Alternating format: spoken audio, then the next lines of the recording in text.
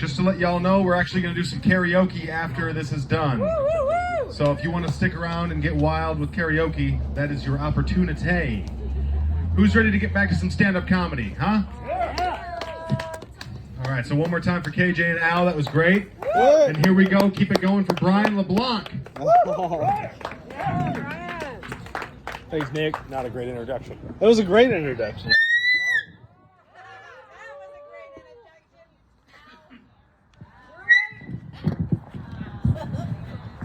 This is nice. Homemade setup. It's beautiful.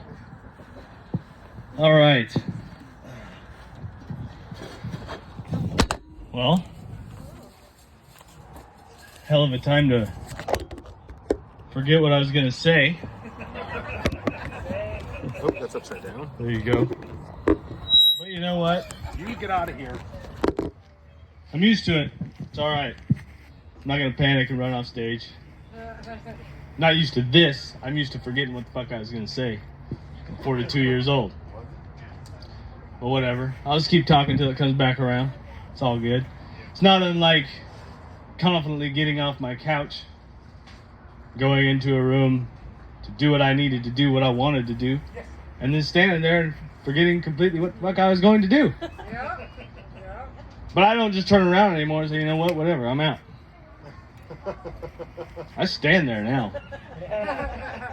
I stand there because it's always you were getting up to get water. Or chips. Most likely water. So I get it. Love it. Still waiting on that shit to come back to me. What I was going to talk about. But anyway, I'll get the water. Yeah. My wife says this to me every time, every night. I get back to the room where we're watching whatever the hell we're watching. Where's the water? Oh, shit. Right. Right. Oh, I got it. I'm down here tonight.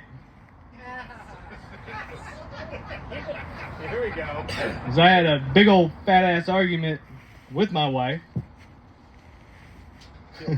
That's a risky sentence. Just a couple words there. Could have said I just had an argument with my big old fat ass wife. Might have should have thought of that when I was sitting over there. But I made it. It came out safe. It was good. Some crazy shit to say, but it came out right. So, the argument came because I was saying what I'd do if my daughter keeps forgetting to feed the chickens. If she doesn't keep feeding the chickens and giving the goat water, I'm going to let the chickens die and the goat gets sick. Fuck it. You're about to learn what happens when you don't feed the chickens. It's not that hard. There's a bunch of leftover vegetables. There's a bag with chicken feed. You got the chore. That's you. Do that. Give some water to the goats so they don't get sick. Dehydration is a motherfucker. My wife says, that's super cruel. I'm like, well, it is what it is. And you know what? My son, Booster, collects the chicken eggs. So these chickens are happy chickens. There's no cage. They've never been in a cage. They're organically happy, range-free, go-do-your-thing chickens. It's like some happy shit, but they lay eggs everywhere. There's eggs all over the land. So I said, Booster. My son's name is Booster. Go get the eggs. Well, the coyotes are going to get the eggs and the snakes, and I'm end up having to shoot the coyotes and stomp on the snakes. Death everywhere. Not good. My wife's like, you straight up psycho. That's not going to happen. If she don't feed the chickens, I'll feed the chickens because I want the eggs. If he doesn't get them, I'll go get them if you're going to be such a bitch. And I love watching the goats play. I'll give them water. Your techniques are going to fail. Why don't we just take her car? Like, oh, okay.